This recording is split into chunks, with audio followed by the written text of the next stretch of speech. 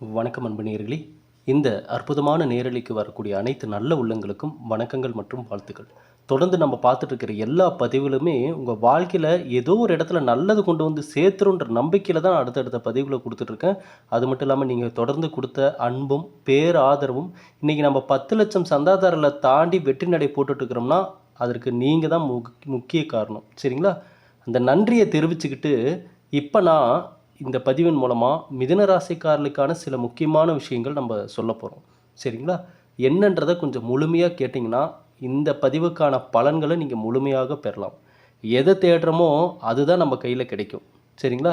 நம் வாழ்க்கையில் நல்ல எதிர்காலத்திற்கான தேடல் உள்ள நபர்களுக்கு தான் நம்முடைய பதிவுகள் அவங்க கண்ணில் படுன்னு நான் முழுமையாக நம்புகிறேன். அந்த வகையில் இந்த பதிவை ஸ்கிப் பண்ணாமல் முழுமையாக பாருங்கள். பார்க்குறதுக்கு முன்னாடி மூலிகை சாம்பிராணி மனசார கொடுத்தோம், நீங்களும் மனதார ஏற்றுக்கிட்டீங்க. இன்றைக்கி தொடர்ந்து வாங்கி பயன்படுத்திகிட்டு இருக்கீங்க. இதுக்காக தான் நான் ஆரம்பத்தில் சொன்னேன், நல்ல அதிர்வலைகளை நம்ம தான் உருவாக்கிக்கணும், நமக்கான நல்ல எதிர்காலத்தை நம்ம தான் அதற்கான விதைகளை போடணும் அப்படின்னு சொல்லி அந்த வகையில் இந்த வாங்கி பயன்பெற்று கொண்டிருக்கும் அனைத்து நல்ல உள்ளங்களுக்கும் வணக்கங்கள் மற்றும் வாழ்த்துக்கள். புதுசாக வாங்கணும்னு நினைக்கிறவங்க, ஆர்டர் பண்ணணும்னு நினைக்கிறவங்க 9345397997 இந்த வாட்ஸ்அப் நம்பருக்கு மெசேஜ் பண்ணி உங்கள் ஆர்டரை கன்ஃபார்ம் பண்ணிக்கோங்க. இந்த வாட்ஸ்அப் நம்பருக்கு நார்மல் கால் பண்ணிங்கன்னா எடுக்காது, அதாவது உபயோகத்தில் இல்லைன்னு தான் வரும். ஏன் இதை வெறும் வாட்ஸ்அப்புக்காக மட்டும்தான் நம்ம பயன்படுத்துகிறோம் இந்த நம்பர். ஏன்னா நம்ம சேனல் சப்ஸ்கிரைபர் ஃபாரின்லாம் நிறைய பேர் இருக்காங்க. நம்ம நார்மல் கால் வர மாதிரி தான் இந்த நம்பர் நம்ம வச்சுருந்தோம். ஆனால் அங்கே ஃபாரின்ல எல்லாம் பார்த்திங்கன்னா அங்கே பகல்னா இங்கே இரவு அப்படி தானே இருக்கும். அப்போ அங்கே பகல் நேரத்தில் கால் பண்ணுறாங்க, இங்கே நமக்கு இரவு நேரங்களில் அன்டைமில் நிறைய ஃபோன் கால் வர ஆரம்பிச்சிருச்சு. அதை நம்ம அட்டன் பண்ணாமல் இருந்தால் அவங்க கோச்சிக்கிறாங்க.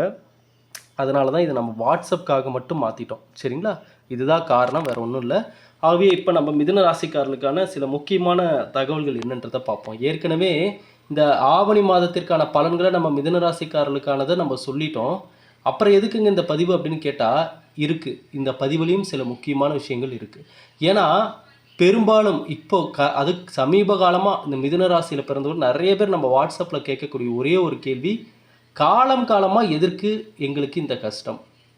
பொதுவான பலன்களாக இருந்தாலும் கொஞ்சம் சரியாக அதை கரெக்டாக சொல்லுங்கள். எதனால் தொடர்ந்து தடை தாமதம்? எதை தொட்டாலும் ஒரு தடை ஒரு தாமதம்.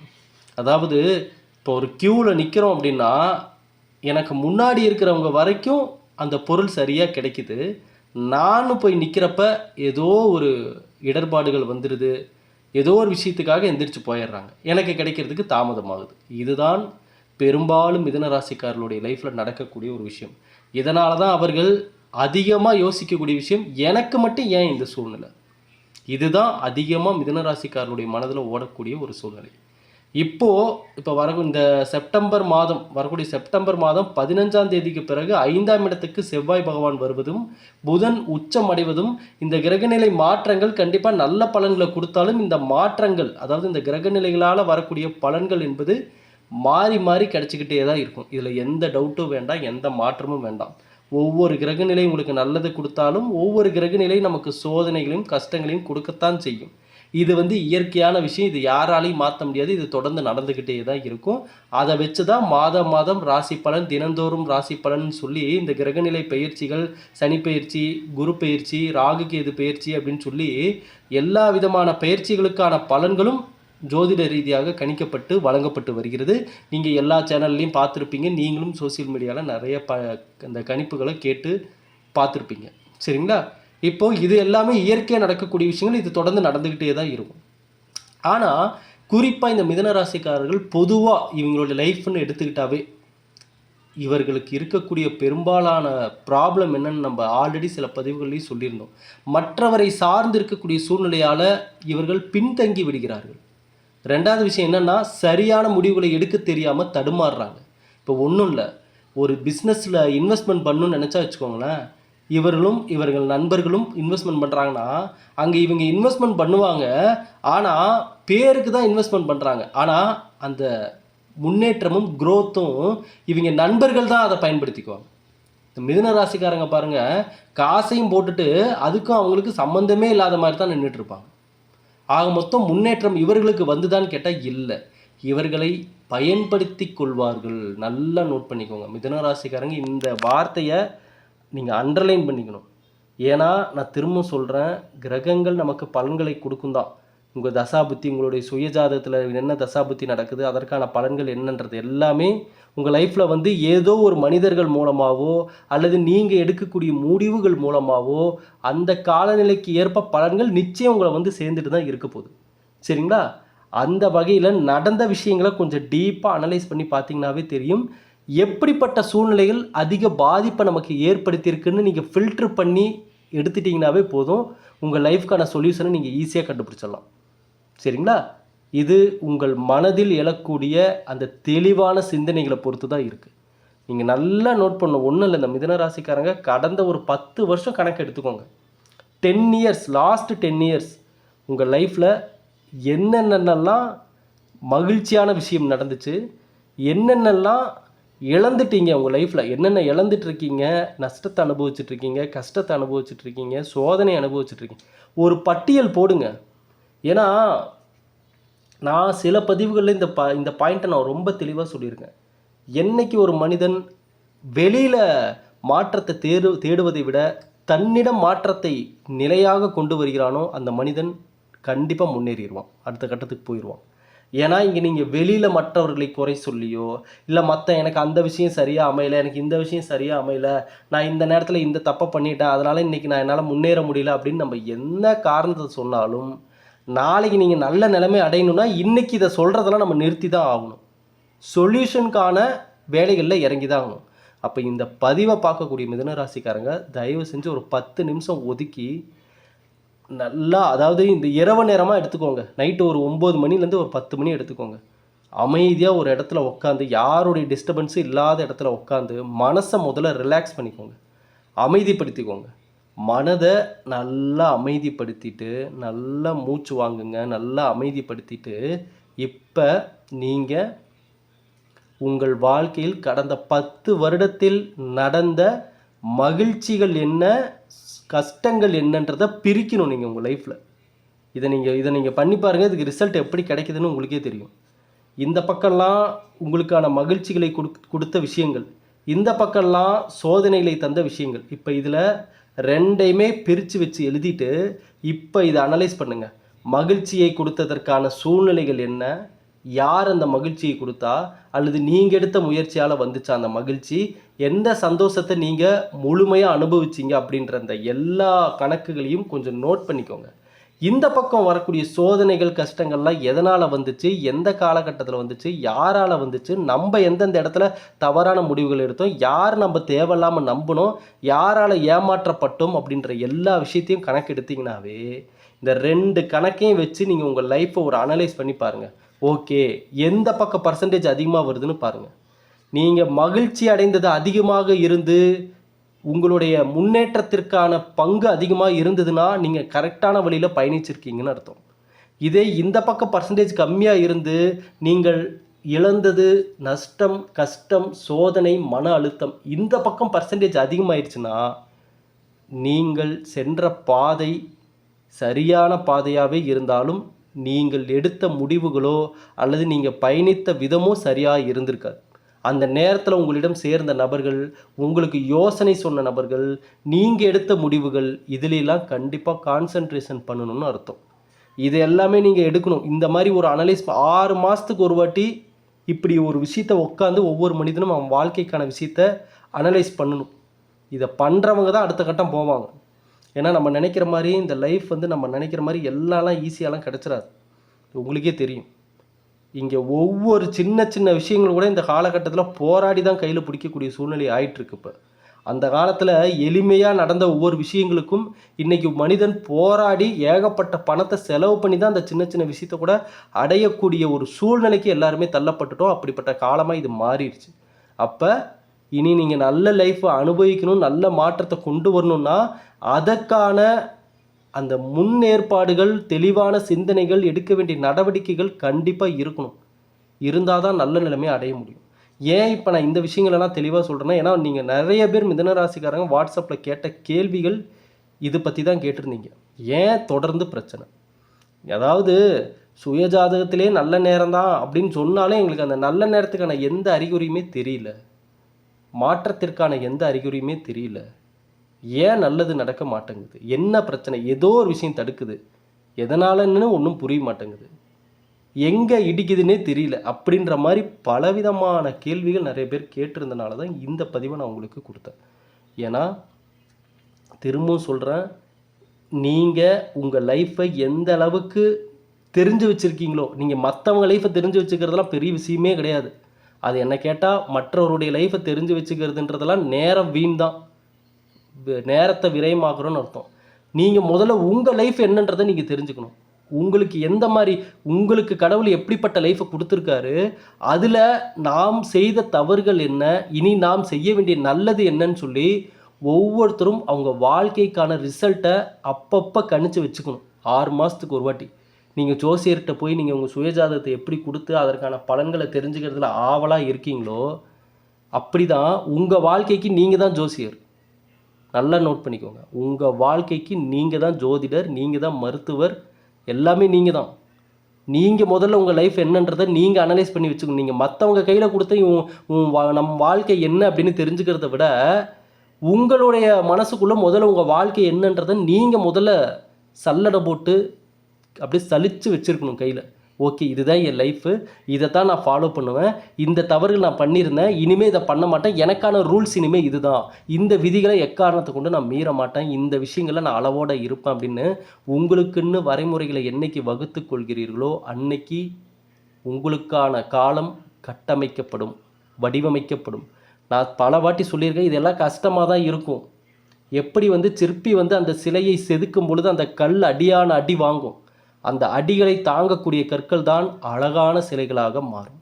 எல்லாரும் பார்த்து ஆசைப்படுவாங்க. அந்த சிலையை பார்த்தாலே எல்லாருக்கும் அழகாக வர்ணிப்பாங்க. ஏன்னா அந்த அடிகளை சுமந்துச்சு அந்த சிலை. அந்த அடிகளை வாங்கி அதை கடந்து வந்தனால இன்றைக்கி அந்த நல்லது எல்லாமே அடையுது. இதே தான் மனிதனுடைய வாழ்க்கையும். இங்கே எந்த அளவுக்கு இந்த கஷ்டமான சிலை, ஏன்னா இந்த கம்ஃபர்ட் ஜோன், மிதுனராசிக்காரர்களுக்கு இருக்கக்கூடிய பெரிய எதிரியே உங்களுடைய கம்ஃபர்ட் ஜோன் தான்.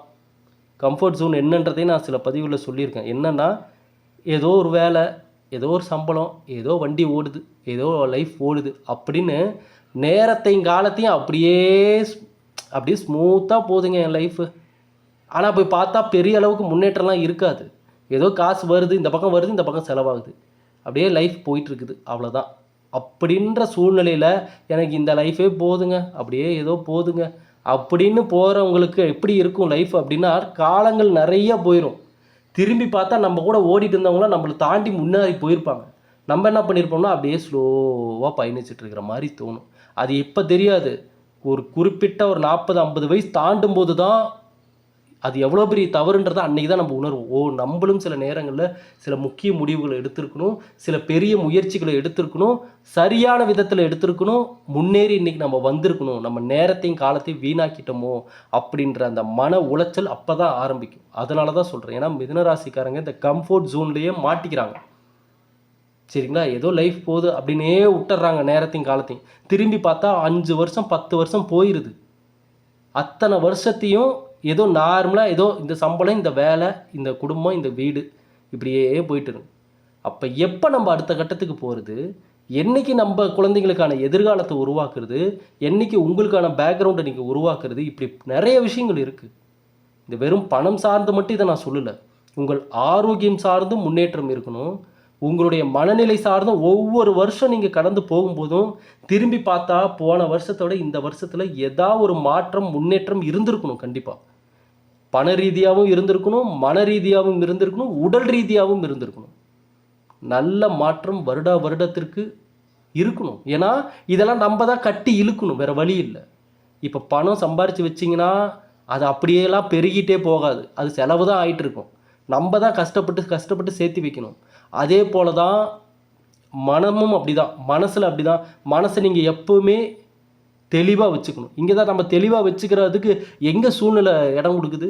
ஒன்றும் இல்லை, நீங்கள் ஒரு ஆன்லைனில் ஒரு சும்மா ஒரு 5 நிமிஷம் நியூஸ் சேனல் பார்த்து பாருங்கள், நம்ம மனசே பதைக்கிற மாதிரி நிறைய விஷயங்கள் இந்த உலகத்தை சுற்றி நடந்துகிட்ருக்கு. மன உளைச்சலுக்கு ஆளாகிற மாதிரி, மனசில் பயத்தை உருவாக்குற மாதிரி நிறைய விஷயங்கள் இந்த உலகத்தில் இப்போ நடந்துகிட்ருக்கு. அப்போ மனசை தெளிவாக வச்சுக்கிறது கஷ்டமாக தான் இருக்குது. 3வது விஷயம் உடலை பொறுத்த அளவுக்கு வருடங்கள் ஆக ஆக கண்டிப்பாக எல்லாரும் வயது ஆகத்தான் செய்யும். ஒரு காலகட்டத்தில் எல்லாருமே வயதானவர்களாக ஆகத்தான் போகிறாங்க, இல்லைன்னு நான் சொல்லவே இல்லை. ஆனால் அதை கட்டி இழுக்கணும். எப்படி இழுக்கணும்னா வருடம் நம்ம ஒரு ஆரோக்கியம் ரீதியாக முன்னேற்றத்தை அதில் நம்ம கொண்டு வர ட்ரை பண்ணி தான் ஆகணும். அப்போ தான் இன்னும் பல காலம் நம்மளால் நல்லா ஆக்டிவாக வாழ முடியும். இப்போ இதை எல்லாமே நாம் அதற்கான முயற்சிகளை எடுத்தால் தான் ஓரளவுக்காவது நம்ம கைக்கு வரும். பணம், மனம், உடல், இது மூணுமே. முதலில் உங்கள் மனம், இரண்டாவது உங்கள் உடல், மூன்றாவது தான் பணம். இது மூணுமே ஒரு மனிதனிடம் சரியான அளவில் இருந்துட்டாலே போதும், அந்த மனிதன் நிம்மதியான வாழ்க்கையை அடைஞ்சிடலாம். ஆகவே மிதுன ராசிக்கார நண்பர்களே, குழப்பம் வேண்டாம், பயம் வேண்டாம். உங்களுக்கு நல்லதை தான் கடவுள் கொடுத்துருக்காரு. இங்கே நிறைய பேருக்கு இல்லைங்க, இங்கே எல்லாருக்குமே கடவுள் ஏதோ ஒரு கட்டத்தில் நல்லதை கையில் கொடுத்துருப்பார், கண்டிப்பாக கொடுத்துருப்பார். அது எந்த ரூபத்தில் வேணாலும் இருக்கலாம். வேலை ரூபத்தில் இருக்கலாம், அவங்க கணவன் ரூபத்தில் இருக்கலாம், மனைவி ரூபத்தில் இருக்கலாம், குழந்தை ரூபத்தில் இருக்கலாம், நண்பர்கள் ரூபத்தில் இருக்கலாம், சொந்த பந்த ரூபத்தில் இருக்கலாம். எந்த ரூபத்தில் வேண்டுமானாலும் கண்டிப்பாக ஏதோ ஒரு வகையில் கடவுள் ஒரு கட்டத்தில் நல்லதை கொடுத்துருப்பாரு. அதை இங்கே காப்பாற்ற தெரியாதவங்க நிறைய பேர் இருந்திருக்கலாம், அதை கடந்து போனவங்க நிறைய பேர் இருந்திருக்கலாம், அதை உதாசீனப்படுத்தவங்க நிறைய பேர் இருந்திருக்கலாம், அதை கவனிக்காமல் போனவங்க நிறைய பேர் இருந்திருக்கலாம். ஆகவே நல்லதை கண்டிப்பாக கடவுள் கொடுப்பாரு கண்டிப்பாக. அது உங்களுக்கு எந்த டவுட்டும் வேண்டாம். இந்த பதிவு உங்கள் கண்ணில் பட்டது இந்த பிரபஞ்சத்தின் ஈர்ப்பு விதின்னு நான் நம்புகிறேன். நல்லதை தேடக்கூடிய நபராக நீங்கள் இருக்கீங்கன்றதை நான் நம்புகிறேன். ஆகவே எதை பற்றியும் கவலைப்பட வேண்டாம். இனி விடியக்கூடிய ஒவ்வொரு காலையும் உங்களுக்கான காலை தான். நீங்கள் எந்த மைண்ட் செட்டில் நம்ம பதிவை பார்க்க வந்தாலும் சரி, பார்த்து முடிக்கும்போது இந்த ஒரு நொடிக்கான வேல்யூ என்னன்றது உங்களுக்கு புரிய வரும். ஒவ்வொரு நொடியும் மிக மிக மிக மிக மிக மிக முக்கியம், ரொம்ப முக்கியம். நான் சும்மா ஏதோ இந்த பதிவுக்கு வியூஸ் வரணும், நீங்கள் சப்ஸ்கிரைப் பண்ணணும்லாம் நான் சொல்ல, நான் ரொம்ப முக்கியத்துவம் கொடுத்து சொல்கிறேன். நீங்கள் என்ன நினச்சாலும் சரி, ஒவ்வொரு நொடியும் முக்கியம் வாழ்க்கையில். இங்கே பேசுகிறவங்க, பார்க்குறவங்க என்ன வேணாலும் பேசலாம், என்ன வேணாலும் பார்க்கலாம். யாரும் நமக்கு இக்கட்டான சூழ்நிலை கை கொடுக்க போகிறது கிடையாது. நாம் தான் நமக்கான எதிர்காலத்தை பக்குவமாக பார்த்து உருவாக்கிக்கணும், பார்த்து நடந்துக்கணும். வேறு வழி இல்லை. அப்புறம் என்ன பண்ணுறது சொல்லுங்கள்? இங்கே நம்ம நல்லதை பண்ணாவே குறை சொல்ல பல பேர் இருக்காங்க. குடும்பத்துக்குள்ளேயே பல பிரச்சனைகள் பண்ணக்கூடிய நபர்கள் வந்துட்டாங்க. அப்படி இருக்கக்கூடிய காலகட்டமே இப்போ மாறிடுச்சு. அப்போ நம்முடைய சிந்தனைகள் எப்படி இருக்கணுன்றத நீங்கள் யோசிச்சுக்கோங்க. இங்கே நம்ம வெற்றி அடைகிறதெல்லாம் பெரிய விஷயமே இல்லை. கண்டிப்பாக உங்களுடைய முயற்சியில் நீங்கள் ஒரு நாள் வெற்றி அடைஞ்சிருவீங்க. ஆனால் அந்த வெற்றியை காப்பாற்றிக்கணும். அந்த வெற்றி அடைஞ்சதுக்கப்புறம் நீங்கள் பாதுகாப்பாக இருக்கணும். ஏன்னா என்றைக்கு நம்ம நல்ல நிலைமை ஆரம்பிக்கிறோமோ, படிப்படியாக முன்னேற ஆரம்பிக்கிறோமோ, அப்போ எல்லாருடைய பார்வையும் நம்ம பக்கம் திரும்பிடும். எல்லாருமே நம்மளை நோக்கி குறுகுறுன்னு பார்க்க ஆரம்பிச்சிருவாங்க. இதெல்லாம் மிதுன ராசிக்காரங்க கண்டிப்பாக உங்கள் லைஃப்பில் பார்த்துருப்பீங்க. அதெல்லாம் இப்போ நம்ம அலட்சியமாக நினச்சிருப்போம், கடந்து போயிருப்போம். ஆனால் இன்றைக்கி தெரியும் மிதுன ராசிக்காரர்களுக்கு, எப்பா மனிதர்களிடம் நம்ம சொந்த பந்தக்காரங்க, அக்கம் பக்கத்தில் இருக்கிறவங்க, இவங்க பார்வையில் இருந்தாவது நம்ம பாதுகாப்பாக இருக்கணும்ப்பா, பொல்லாத பார்வைப்பா அப்படின்ற மாதிரிலாம் உங்கள் மனசில் தோணியிருக்கும். அந்த மாதிரி சில விஷயங்கள் லைஃப்பில் பார்த்துருப்பீங்க. ஆகையால் தான் சொல்கிறேன், இங்கே யார் என்னமோ பார்க்கட்டும், பேசட்டும். யாருடைய கெட்ட அதிர்வலைகளும் உங்களை ஒன்றும் பண்ணக்கூடாதுன்னா நீங்கள் அதை விட பாசிட்டிவாக வைப்ரேஷனாக நல்ல பவர்ஃபுல்லாக இருக்கும். நீங்கள் முதல்ல நம்பணும், நமக்கான எதிர்காலம் ரொம்ப வலுவாக இருக்குது, கடவுள் நல்லதை தான் கொடுத்துட்ருக்காரு, இனி என் வாழ்க்கை ஒவ்வொரு நொடியும் வெற்றிக்கான பயணமாக தான் இருக்குன்னு நீங்கள் நம்பணும். ஐயா, இங்கே நீங்கள் வெற்றி அடைகிறீங்க, தோல்வி அடைகிறீங்கன்றதெல்லாம் அடுத்த பட்சங்க. உங்கள் லைஃப்பில் நீங்கள் வெற்றி அடைகிறீங்க, தோல்வி அடைகிறீங்கன்றதெல்லாம் அடுத்த பட்சம். அதை இன்றைக்கி நீங்கள் மனசில் போட்டு குழப்பிக்காய்த்தீங்க. நாளைக்கு இதை நம்ம பண்ண ஜெயிச்சிருவோமா தோற்றுருவோமா அந்த சிந்தனையே உங்களுக்கு இருக்கக்கூடாது. நீங்கள் என்ன பண்ணீங்கன்றது மட்டும்தான் இங்கே பேசப்படும். அதுக்கு மூலமாக நீங்கள் வெற்றி அடைஞ்சிங்களா தோல்வி அடைஞ்சிங்களான்றதெல்லாம் அதுக்கப்புறம் பேசக்கூடிய விஷயங்கள். முதல்ல பேசக்கூடிய விஷயம், நீங்கள் என்ன முயற்சி எடுத்தீங்க, நீங்கள் உங்கள் பங்குக்கு என்ன செஞ்சீங்க, உங்கள் வாழ்க்கையை நல்லபடியாக அமைச்சிக்க எந்த மாதிரி சிந்தனைகளை உங்கள் மனசில் நீங்கள் ஆழமாக பதிய வச்சிங்க, எப்படிப்பட்ட நபர்களிடம் பழகுனீங்க, யார் யார்கிட்ட என்னென்ன பேசுனீங்க, எது போன்ற விஷயங்களுக்கு அதிக முக்கியத்துவம் கொடுத்தீங்க, இதெல்லாம் தான் உங்களுடைய வாழ்க்கையாக மாறிட்டுருக்கு. இதை நீங்கள் புரிஞ்சுக்கணும். நீங்கள் எதை அதிகமாக உங்கள் லைஃப்பில் யோசிக்கிறீங்களோ அதன் வழியில் தான் போக போகிறீங்கன்னு அர்த்தம். அப்போ நம்ம கையில் நம்மளுடைய வருங்காலத்தை அமைச்சுக்கிறதுக்குன்னு கடவுள் கொடுத்த சில விஷயங்கள் தான் நம்முடைய எண்ணங்களும், நம்மளுடைய சிந்தனைகளும், நம்மளுடைய செயல்களும். அதுதான் நம்ம கையில் இருக்குது. மற்றபடி கிரகநிலைகள் கொடுக்கக்கூடிய மாற்றங்கள் உங்கள் சுயஜாதகத்தில் உள்ள விஷயங்கள் எல்லாமே கடவுள் வகுத்தது, இந்த காலம் வகுத்தது. அதில் நான் எந்த மாற்றத்தையும் பண்ண முடியாது.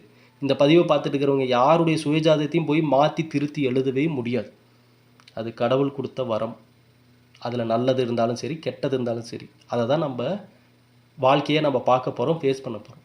ஆனால் நடைமுறையில் சாத்தியமாகக்கூடிய ஒரு மனிதனாக நம்ம என்ன முயற்சியை எடுக்க முடியுமோ, எந்த அளவுக்கு நல்லதை வலுக்கட்டாயமாக நம்ம லைஃப்குள்ளே கொண்டு வர முயற்சி எடுக்க முடியுமோ அதை எடுத்து தான் ஆகணும். ஆகவே மிக தெளிவாக இருங்க, நல்லதை மட்டுமே யோசிங்க. நீங்கள் எதை தேடுகிறீர்களோ அது உங்கள் வாழ்க்கையில் நிச்சயம் கிடைக்கும். இங்கே தேடாமல் உட்காந்துறது தான் மிகப்பெரிய தவறு. அந்த தப்பை மட்டும் பண்ணிடாதீங்க.